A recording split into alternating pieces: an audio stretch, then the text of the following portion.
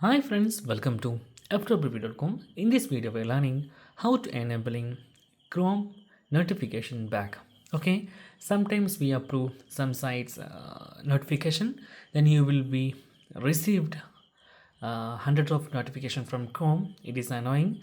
Then if you press something, then your notification, all Chrome notification will be uh, muted or hidden.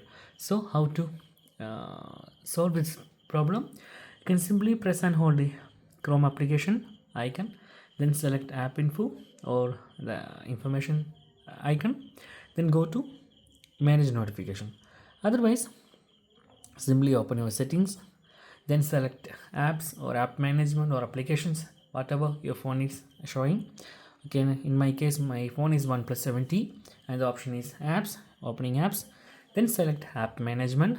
Okay, and you can see the list of applications is here. Open Chrome application. Okay, then you can see option of manage notification, select that, then you can see allow notification, simply turn on that. Okay, some application always showing here that application allow or not. You can see the first menu, but actually here is manage under the manage notification. So we are allowing notification. Now you can see the download progress and other notification from here.